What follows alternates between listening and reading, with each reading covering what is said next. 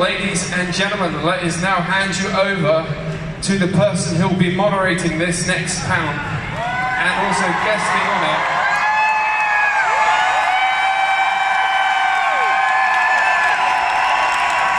Ladies and gentlemen, please. But the first thing I've got to say before anything gets started, with every pun intended, roll the clip!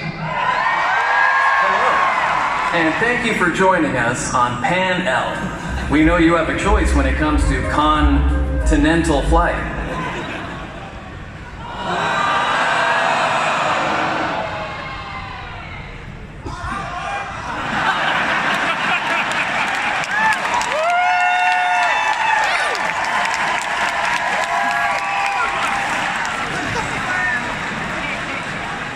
And take two. Hello. And thank you for joining us on Pan L. We know you have a choice when it comes to continental flights. My name is Brian W. Foster.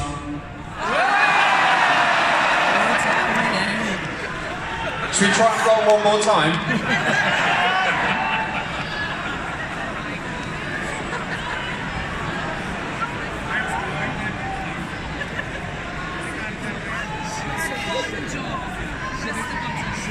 Ladies and gentlemen,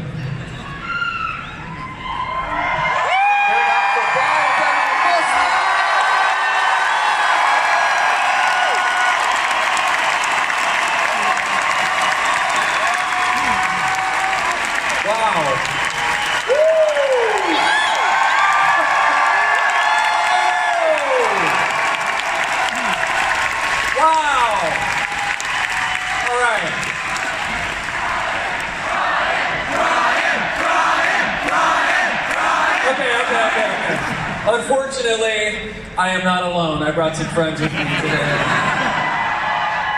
I could do this all day, but we have to bring out the other people. Don't make me take my shirt off, because I will. You got 50 quid. I've been working on mine. Don't throw any fruit. Guys, the video didn't work. But instead, I got to come out 45 seconds earlier. Okay, if you haven't been to one of our panels before, which you probably haven't because we've never been on this side of the world because we're crazy busy and people have kids and other boring reasons, we're going to take questions from most of the panel because we never get here. And instead of me talking to these guys, I want you guys to talk to them. The rules are, ask a Critical Role related question. Nobody cares about your voiceover question. Also, please don't tell your entire life story when you get to the microphone. You can send us a letter, we read all of them. If you brought a gift, don't go up to the microphone and say, I don't have a question, but I did bring a gift. You can give it to somebody that's going to be over here, somebody that's going to be over here. Ask one question. Don't ask the entire cast a question, because then they all have to answer, and then that takes forever. Without further ado, I would like to introduce the cast.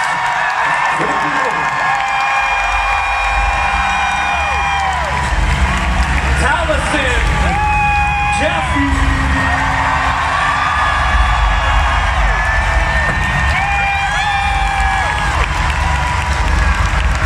Marisha,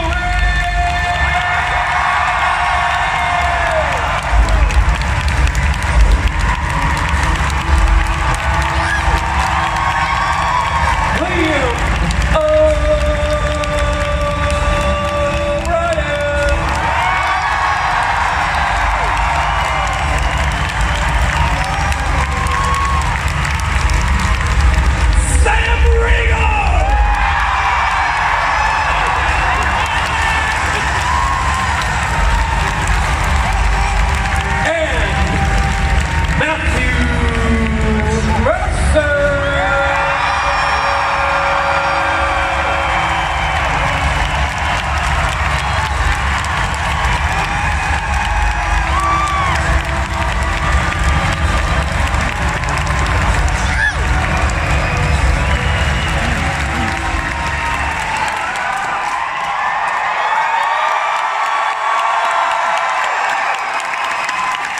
wow. Guys, is it okay if I straddle this close to you? You can straddle as close as you want, Brian. Oh, God. I think that's illegal in this country. Oh, boy. Guys, we're finally here.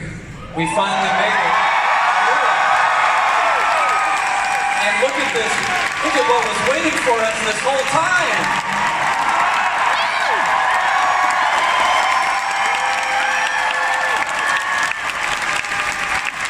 Okay, I have a question before we start. Please. Is this stage fog or is this just the weather here? I think a lot of people are vaping. Oh, okay. That's what's happening. Okay, if you came here from somewhere other than England, raise your hand. Okay, if you're in cosplay, stand up for us so we can see you. Oh yeah. Wow. Oh yeah. Oh yeah. Wow. You guys look fantastic. Is that a glowing lollipop in the back of the house? It is, yeah. Yes, You can see it in the shadows. There's another one.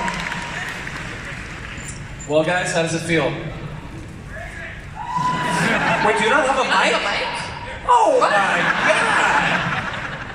God! Is there an extra mic in the house? There was one backstage. There was one. There was one. Oh, there was. I'll get it. Okay, go. Producer, hard at work. There you have it. Well, guys, it's our first time to the UK all together. I think next time we should probably maybe. I mean, I don't know. It feels like these people would do well with a live show.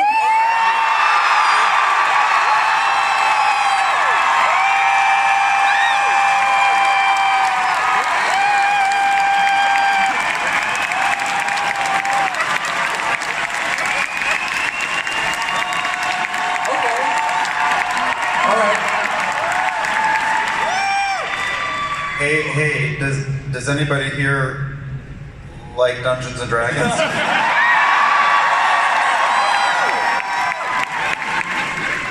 Okay, in an orderly fashion, you can begin lining up. There's a microphone here. There's a microphone there. Be kind to each other. Fashion. We're all critters. Seated critters are considered difficult terrain. Be very respectful of fellow attendees, please. Yeah. Okay, so here's what we'll do. When you get up to the mic, I'll point to you. Say your name and just say your first name and where you're from. You don't have to give all your personal information out unless you want to and you have good credit. You can let us know. We'll start over here. Go ahead. I am Ryan and I'm from Glasgow. I was just wondering, now that you're low level, they're vulnerable more statistically, but also they've been really vulnerable emotionally. Matt, how has that changed how you plan for a session, knowing that they're going to be more vulnerable in the way they deal with it as characters, not just with their powers?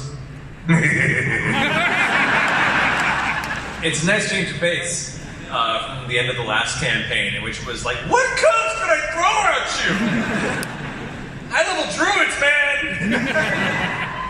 like when you get to like the upper tier of levels in D&D, it's a perpetual challenge to think of how to make it difficult without seeming unfair or turning into a slog. So I've been enjoying having them much more vulnerable statistically. As far as vulnerable emotionally, I think that just comes with us being broken people in general. So I don't think it's much of a level circumstance. I will say, however, the longer a character has played through the game, the easier it is for you to cherry pick the various things that's important to the character to destroy them. So I think at any level they're vulnerable, really. Good question. Highly manipulative. Yeah, at the end when you were wondering what to throw at us, the answer was our loved ones. Wow. That is. Look, man. It's the weird scenario of being a dungeon master when you have to get in the mind of a villain and to make him feel realistic, and you go to some dark places. Therapy's been very helpful. Yes. Just a little strangulation between friends. Just to see how it feels. Hey, buddy. Here we go. One question in and it's already going there. If we can do this too for everybody that's in line behind the first two people at the mic, if you're comfortable and you are physically able, if you want to take a knee, that way everybody else that's getting the view blocked get all these gorgeous faces. Was completely my idea. Sam did not whisper that to me 5 minutes ago. Go ahead. What's your name and where are you from? Hello. Well, that's how I sound. My name is Wouter. I'm from Holland. Hello. Shout out to all Holland Twitters. First off, thank you so much for eventually coming over the pond to greet us, because I know I'm not the only one that's been waiting for this a long time. I love you all so much for working run to the table, pun intended, for D&D, but also just for all of our laughs. And now for the question. At the end of the first season, we all saw the emotional ending of the first campaign. Do you have any story, not stories, just one, of an emotional thing, not maybe on that scale, but some emotional breakthrough, like one session that really stuck to you, which we haven't seen, of course? From the home game, you mean? Yeah, or just one of your one-shots that you run outside of anything that might have come on live.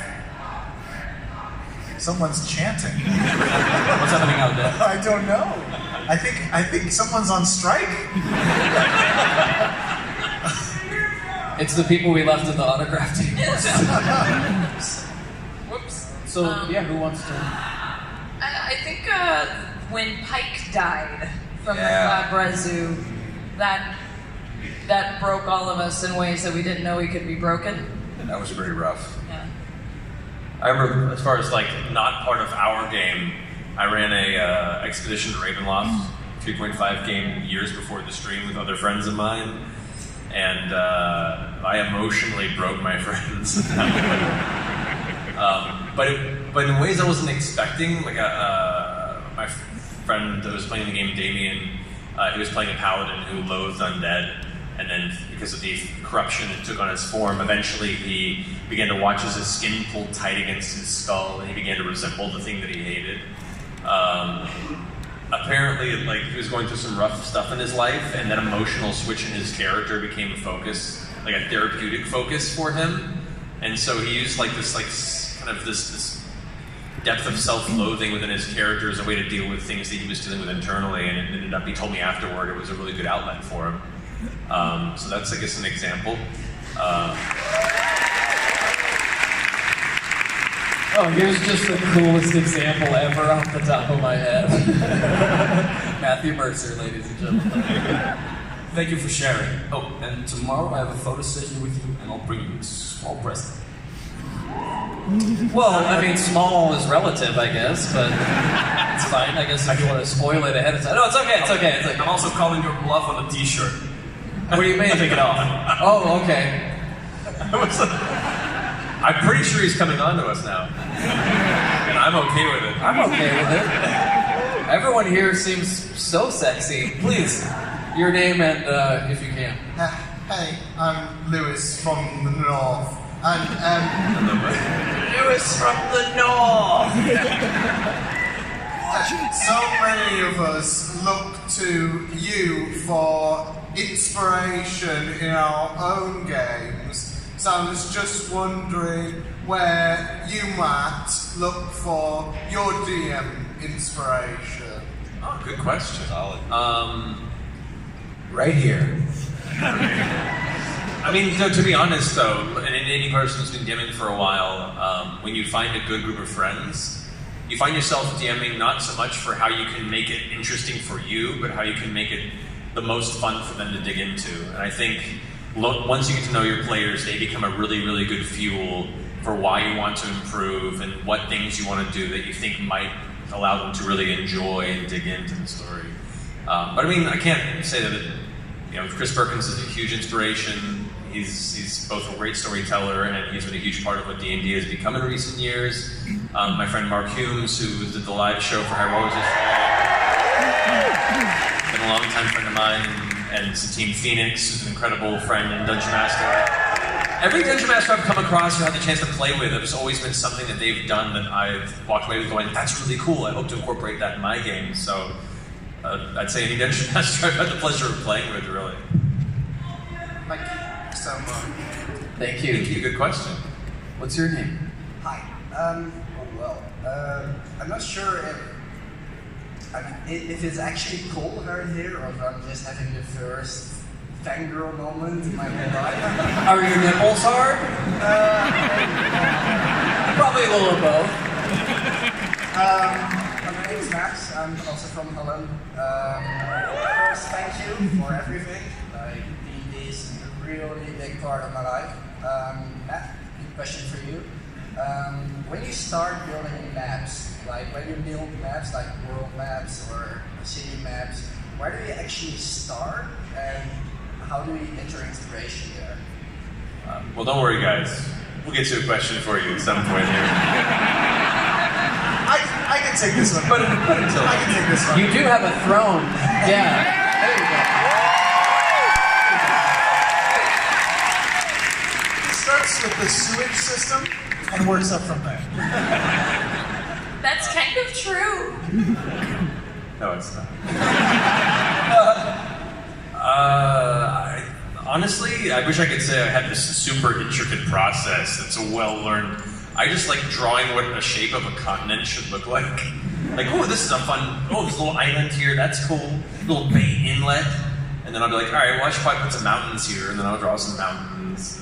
Most of it's just kind of improvising on paper, and then posting it online and looking at Reddit telling me that all my rivers were wrong and don't make sense. So that's fine. Yeah, I've had to learn a lot of things about geography and biomes and how things work to try and make it somewhat, but not fully, realistic, because the world's magic. That's the thing now. The rivers don't fork naturally like this. They do in a world that's full of magic. Magic rivers.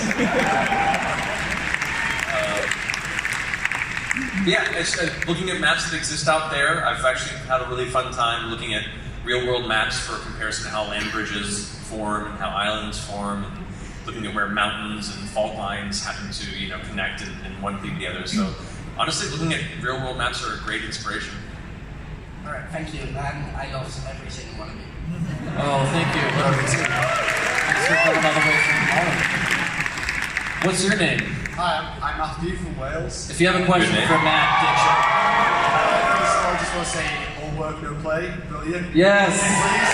Yes.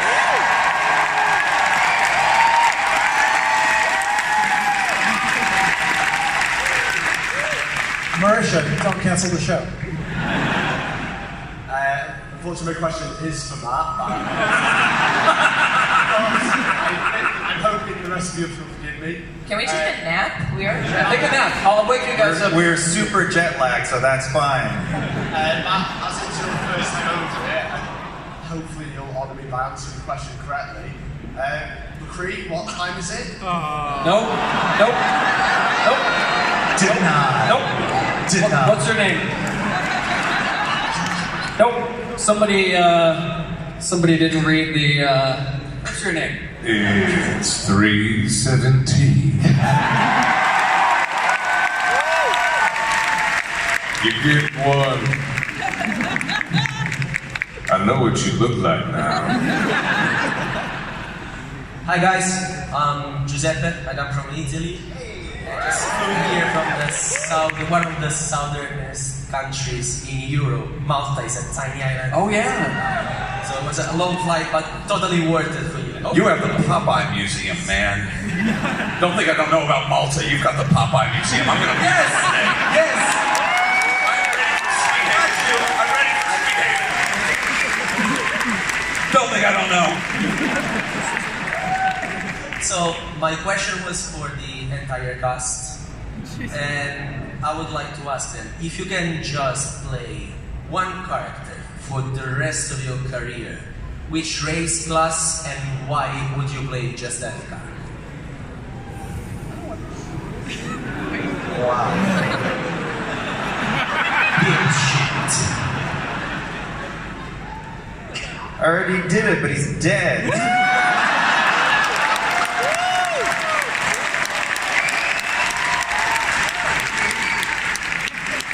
No spoilers.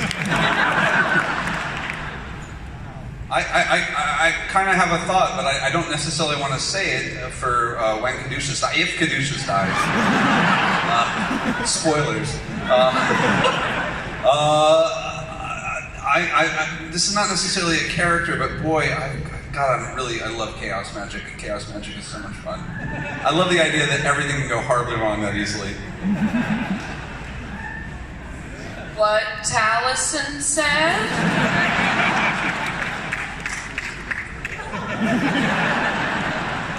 I mean, if we had to be stuck in a character for the rest of our life, we'd want them to be pretty glorious, right?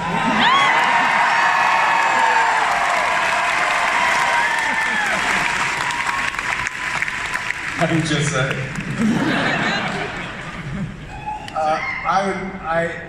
Anything where I get to sing. Yes. Probably just Scanlan. Scanlan's just me anyway, so. Ryan? Oh! I would be whatever the hell Terry was, because that looked like a lot of fun. Yeah. You're a very Terry and Darrington type guy.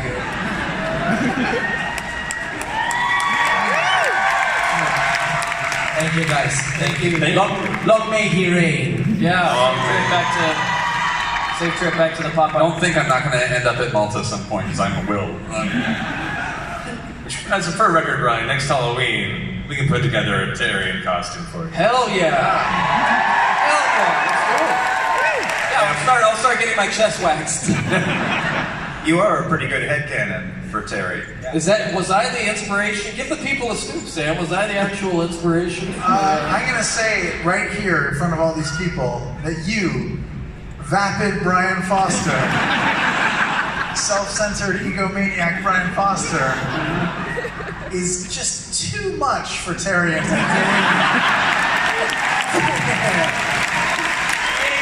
would probably look at you and go, man, that guy's a douche. Oh, wow. Well, now that that's settled, what's your name? Hi, I'm Georgina. I'm from a town near Portsmouth. Shout out for a town near Portsmouth. These people are like, yes, I love that area. 20 small towns in like a mile radius. Oh, really? Sounds cool. Oh, that sounds awful. Sorry. Matt. Jesus Christ. I'm gonna lay down. Well, you could all answer if you like, but in the last campaign, or this campaign, what was your biggest threat? Oh, man.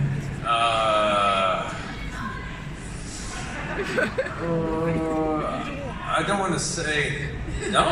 No, it's not that. Whatever that thing you said is that we're not re-saying so nobody gets spoilers. Because the narrative worked out beautifully. Not killing Trinket? That's yours. Don't you project that on me. I don't really have any that I can think of. I'm sure there were in the moment, but like even the things that didn't go how I expected worked out really well for the narrative. I'd say I'm sure there were some battles that I wish I'd remembered some rules and some things that maybe I should have paid attention to aspects of it, but you get lost in the chaos of running a game. So aside from like the 7 or 8 people on YouTube that are very angry that I forgot those rules, I'm sure they would love for me to change that. I guess I can't think of any. These guys make it easy to not have any regrets. So. No regrets. Hey, thank you. You look awesome, by the way. Yeah, you look great. Good luck traveling back to your group of towns. What's your name? Hi, I'm Helen. I'm from Watford, and thank you so much for coming all this way. So we had some great singing earlier in the previous panels, so I suppose my question is for Sam. Do you have any songs that inspire your character? It's mostly the Spice Girls catalog. I'm giving you all the joy. Yes, I swear.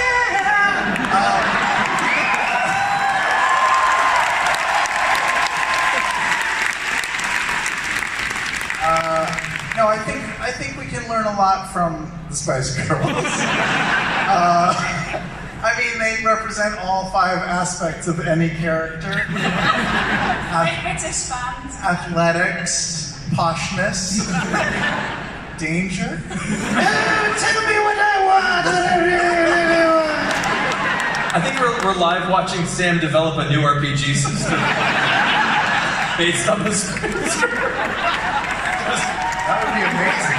Oh God, I would play Spice World. Earth, wind, ginger. Look, baby is not a dumpstack. Oh wow, you've got some work on the plane ride home. Make up a new one-shot. Thanks, Howard. Thank you. We laugh now, but I'm sure there's a GURPS expansion for Spice World. Gotta already. exist. Yeah, they're probably. Right. Someone Google it. Tell us. I don't think there's any service. Hi, my name is Caelan and I'm from Ludlow on the Welsh border. We know it well. There are more people. Yeah. Marisha, please, please, please do not get rid of All Work No Play. I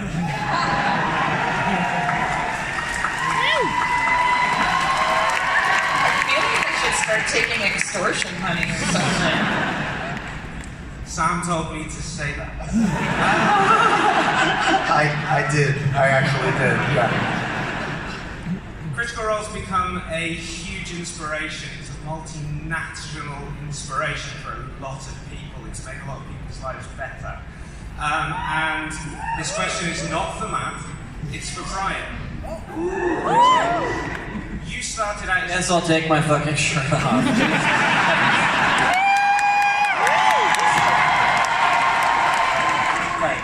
You started out as a critter just like us, and then you became the critter in the room where it happened. What was it like making that transition into such a huge universe that's just opened up to you?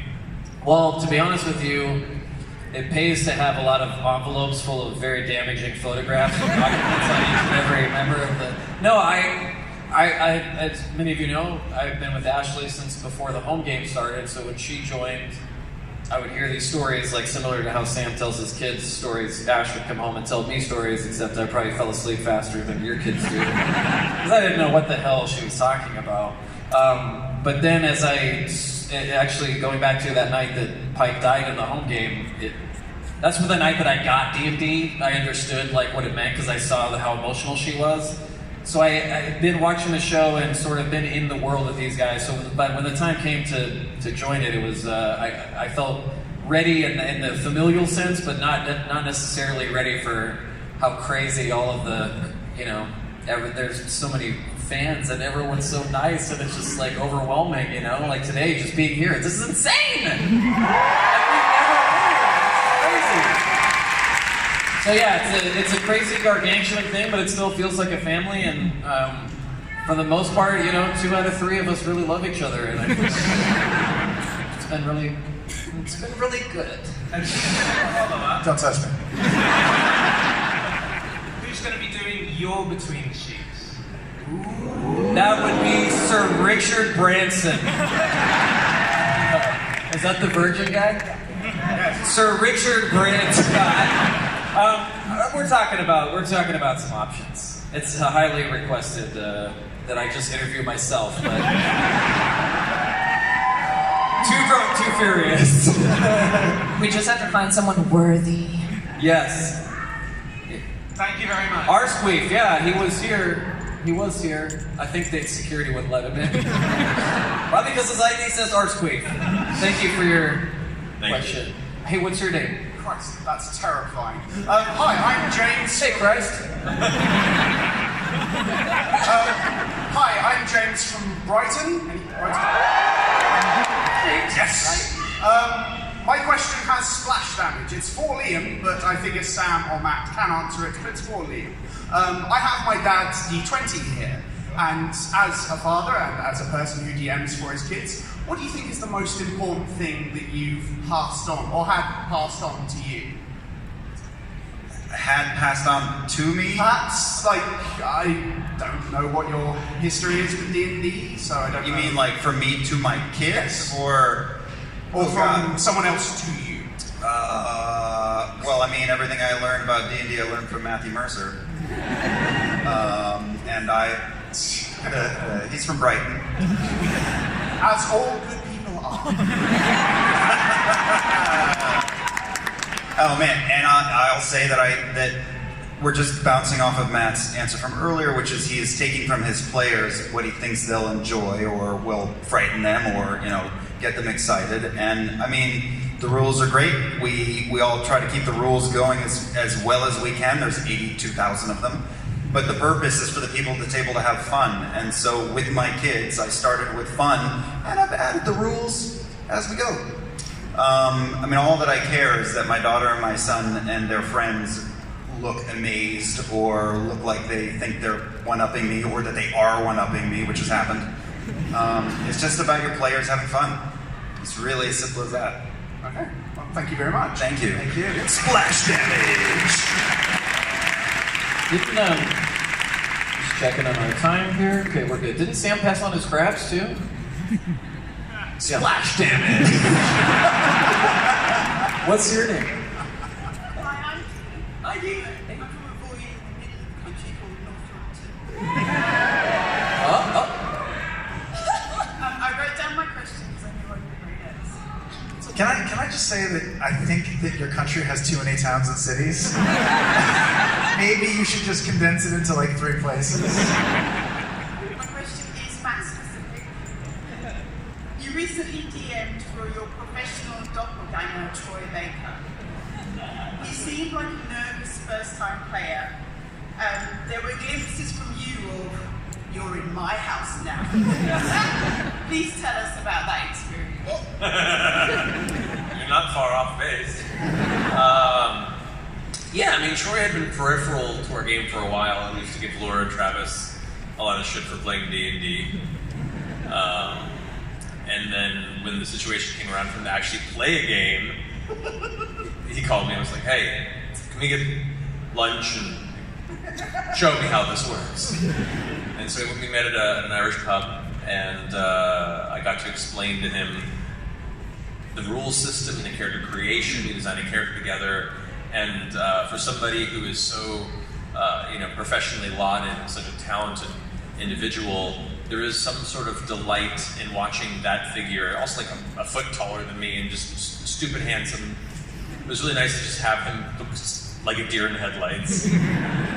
Like, don't worry, buddy, we're gonna choose a background. And then from there we'll work on some backstory, and then you'll just be across from Terry Crews. But I will say he picked it up very quickly. He was really there for developing the character backstory, and I was proud of him. It was so funny because he created this whole backstory about being this honorable kind of dark captain of the ship, and had built up this whole persona. And then 5 minutes of having to deal with Taliesin and Jessica, he was like, oh, I guess I'm a drunk doof now. And I'm like, welcome to D&D. Expectations versus reality. I was really proud of him. He did a really good job. And he seemed to have a good time. He had a good time. We had a talk afterward. He was like, yeah, wow, what? But wow. Good, I'm glad. Yep. It was amazing having all of you Alliance people have these elegant, elaborate, tragic backstories, and then the Horde guy was like, yeah, putting on the Ritz. I love it. But that's how it's always been, though. Let's go bomb them. I know, when I started playing Alliance and Warcraft came out, and that's what it was. We were all like, these like dark paladins and people trying to help out. The Horde was like Rafflecopter the Troll Rogue. Lol. Poor Troy, Poor Troy had 2 goth kids on his side. We were just really like, oh, whatever. Oh, yeah, you're the captain. There was no hope. Thank you. That was a great question. Thank you. Appreciate it. Hello, tell us your name and what you'd like to ask Matt. Hi, I'm Jade. I'm from the Medway Towns, which is not that far from here. Holy shit, they let more of us out. The whole cheerleading squad. I just first quickly wanted to say thanks. Speaking as a trans non-binary person, the effort this season people of all genders outside within the spectrum, with Molly as well. It's meant so much to me and the community, so fuck yes. We are here, you see us, and we see you seeing us, which is really cool. And my question, which I'll pitch to Marisha, sorry, I'll cut through the... Where am I? Bowen and Keeler, they're very different ladies, but what I wanted to ask is, as a player and storyteller, if there are particular narrative or character tropes you find yourself drawn to, regardless of who you might be playing at the time. Ooh, good question. I mean, as an actor, at the end of the day, we have ourselves to work with and to start with. So there'll always be a little bit of each person in us, in each of the characters that we play, as we've all seen multiple times. And like currently, right now, I'm a little awkward. So might as well embrace it.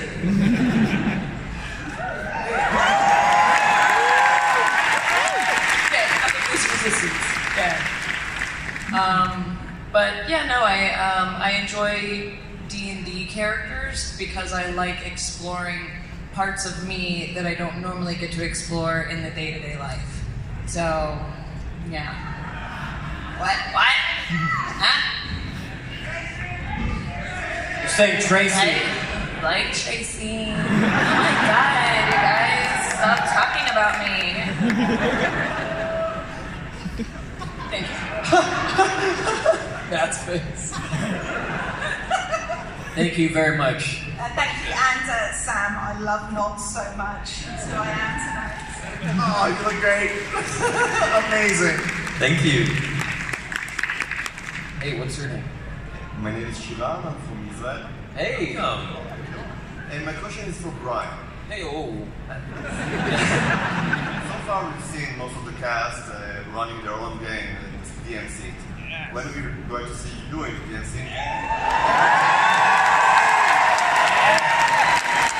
I have an idea. I don't know. All I'll say is I have an idea I came up with the other day, but I don't know. It's a good idea. I have an idea, so we'll see.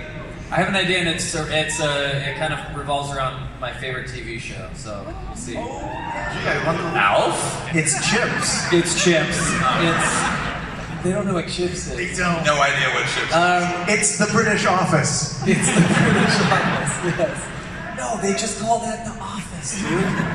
I think they called every show here the British. It's the British? Yeah, the British Bake Off. The British Luther. The Great British. Breaking British. I have a Deadwood one-shot idea that I may do, so we'll see. But thank you. He's practicing. He's been running a home game for a while with Patrick. Yeah, I co-DM a home game, and that's really fun. He does all the math, I do all the story. And I asked Matt a lot of questions because you co-DM'd the game before the home game started. So yeah, it's kind of fun because neither person gets really too overwhelmed, we found, with too much stuff. Because we have 8 players too, so yeah. That's too many. I'm ready to get rid of 4 of them. What's your name? Thank you. Thank you. Yes, hello, my name is Daisy. I'm from Birmingham. My question is for Marisha. What advice would you give to women, young ladies, and any girls interested in getting into Dungeons and Dragons or tabletop RPGs?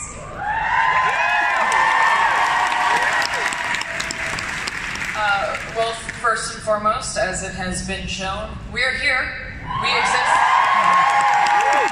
I know. Corporal.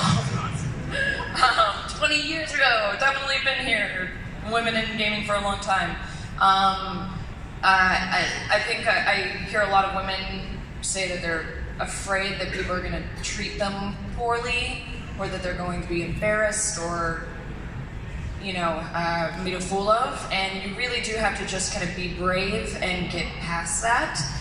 And a lot of this question, I think, personally, it takes two. So for those of you who are in the community, for those of you where you have someone new, and especially like there might be a young woman who's very nervous, invite them in with open arms. We all started somewhere once. We all remember how nerve-wracking it is the very first time you're playing. But I find the more people of different walks of life that we get in this game, the more interesting and better it's going to be, and the more understanding and open this community is going to be. So, women, don't be afraid to get in there, and everyone else, don't be a gatekeeper.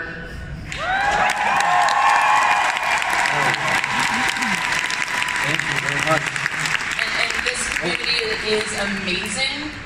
They will embrace you and take care of you. It's an amazing community. And to that point too, not every table is going to be your table. Sometimes it takes a few game groups for you to find the group for you. If you have one bad experience, don't feel like you're stuck with that table or the game will never work for you. If you're not in a good, happy place, you're not in a comfortable place, and you've expressed it and the behavior isn't changing, walk away. As you've seen in this room, there are many, many, many much better people out there that might be willing to have you at their table. So don't feel like you either don't belong if you had a bad experience, or feel like you have to stay because it's your only chance at the experience. You'll find other gamers, and you'll be surprised the awesome people and awesome friends you'll make along that way. Yeah.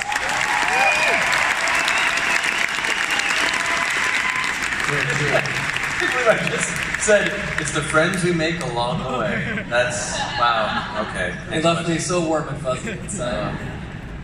Hi, Tess. Stop giggling. What's your name? Hello, good afternoon. My name's Glenn. I'm a resident of London, and... London, represent? You poor souls. No. Genuinely, first thing I'd like to say is I want to make a point. Don't look shocked. In this room, barbarians? Anyone? Druids! There are people here brought together different lives that are, unfortunately, hacking goblins, sorry. Also, adventuring, having laughs, making friends. It's entirely your fault. And wholeheartedly, thank you.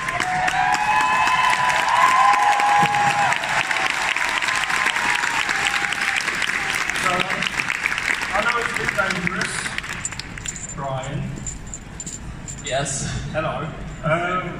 One of these guys is going to be a cop, I know it. There was a cop over there in that line. No, don't point it out. On the 15th of November, no, sorry. Yeah. We get to see you do behind the scenes, talks machina, not so much, to talk after the show. When will we see you at the table on Thursday?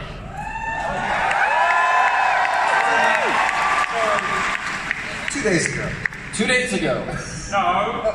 Thursday night, I was there, hair parted down the middle, looking sexy as ever. Talison's glasses on my face, way too much powder. All those clothes were amazing. Well, oh, yeah. I don't know, man. There have been discussions. There's been a little bit of discussion. I think we're just all missing out. You don't trust me. You aren't. You gotta put up with him weekly. We're masking you. We tried this potion, so we're good. As bad as the parts of me that you see are, those are the best parts. No, we've rest assured there will be a Brian W. Foster in Exandria. It's finding the right narrative time, and when he's paid me the allotted amount that we've discussed to enable his entry. As long as I can druid shape into a honey badger, whatever it's called. Okay, we have time for one more. They're telling me. Thank you so much. So thank you very much. Thank you. Thank you. Two more questions. Maybe two more questions. Yeah, go. What's Hi, my name is Simona. I'm from Germany. So first of all, thank you, Liam, for playing a character with a German accent, because it makes me feel so much more confident about speaking English.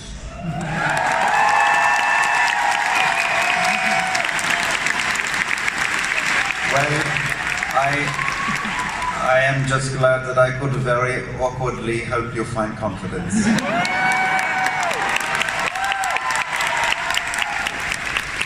Thank you for the wonderful accents to play with. I'm also so sorry, but my question is also from there. So it's more of a... I'm actually looking for some advice. One of my big life goals is to find the most awesome wife. So I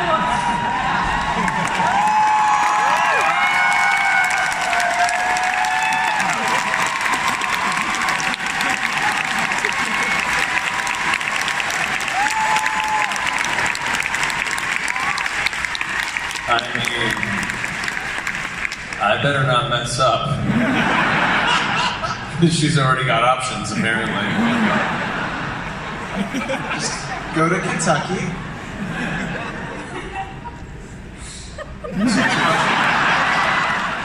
Yeah, I was just wondering if you have like 1 or 2 tips for me. Sorry, I'm glad you can come here for Mercer's dating tips. Tell the people what they want to know. Rule 1, prepare for disappointment. Because I don't know how this happened. Honestly, just, and it sounds so hackneyed, but just be yourself. Because the perfect person and the awesome person is the one who's going to appreciate you for all of your weirdness and your idiosyncrasies and your quirks and your frustrations and your anxieties and your depression and all the things that come with being a human being. And you want to make sure that you don't hide those aspects. You want to find somebody who can see you as a full picture and go, yeah, let's go ahead and spend the rest of our lives together.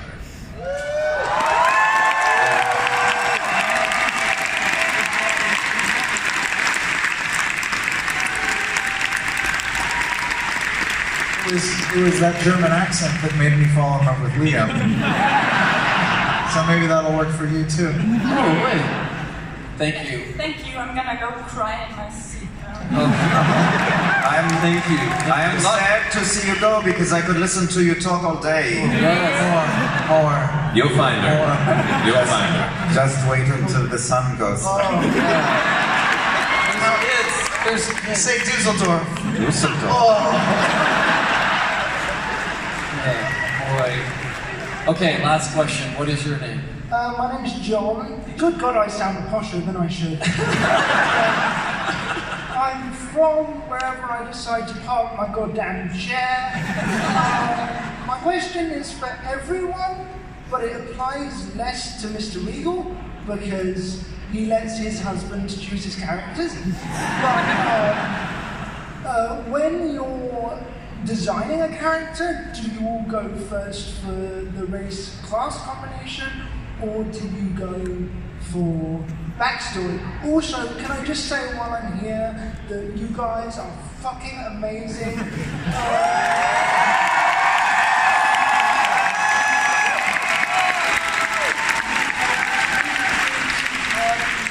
And obviously, D&D, I know because I've witnessed it, has helped so many people with disabilities find a game that they can play without prejudice or worry. So thank you from the bottom of my heart for that.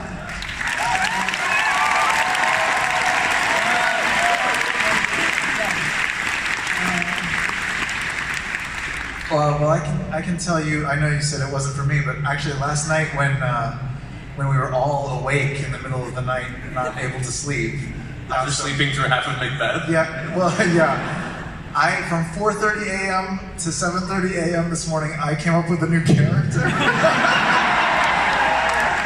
I have this great backstory, but I don't know what race or class it is. And actually, it's something I want to talk to Matt about later.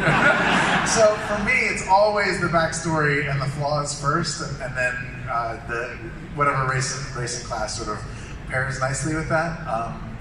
But I'm excited. I'm excited to hear this. Yeah, I want to have jet lag more often. I don't think there's one way to do it. I mean, with Vax and Campaign 1, it was as simple as, I want to be a sneaky rogue, woo! And then it just sort of, through playing the game and dorking around with my friends, that formed the character. Caleb in Campaign 2, the exact opposite. I had the story in mind for months, and then chose Wizard, and then chose Human later, because I thought it would help facilitate the story I wanted to tell. So you can go shallow and then let it layer over time, or you can come up with something complex, just whatever you think is most fun. For me, though I don't get to play as often as these guys do, but memes, when I do play, I tend to lean a little more in Sam's territory, where I'll come up with an interesting personality, something that I haven't had the opportunity to really play or portray in a game. And then once I have a general idea of the persona I want to inhabit, I'll ask the rest of the players and be like, all right, so what do we not have?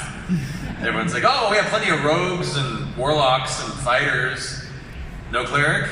All right, I'm the cleric. I've played a lot of clerics, which is great, because clerics are secretly the most powerful class in the game, and everyone doesn't really appreciate it. So yeah, I'm definitely more story first, and then class is based on what the party decided they didn't need. Druid, most powerful. You guys have anything to add? Yeah, kind of similar to what these guys said.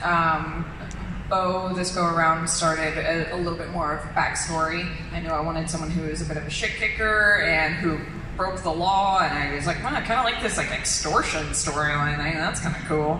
And yeah, I wanted someone. I kind of said a D&D Jessica Jones is what I was kind of going for. So, and then Bo's what popped out. So. Yeah, there's a time and place for doing it either way, but it's definitely, I tend to come up with the notion of the character and who they are, and then what's the math that makes this is kind of usually where I go from there. Although, and then occasionally you come into a group that already exists, and it's what do they need, and then you build from there of what's both party-wise of what kind of power do they need, and also what is the personality that's going to smush into this the most effectively, and not throw everything off into a giant cacophony of crazy. Okay, thank you. One more thing, Liam, can you send me I'm happy and say Dusseldorf again? You want just the towns? There's Dusseldorf, there's Munich, also Köln. Welcome to Berlin. Thank you. Great question. All right, that is all the time we have for today. We love you guys. Thank you so much for coming out. Thank you. We love you. Thank you guys so much.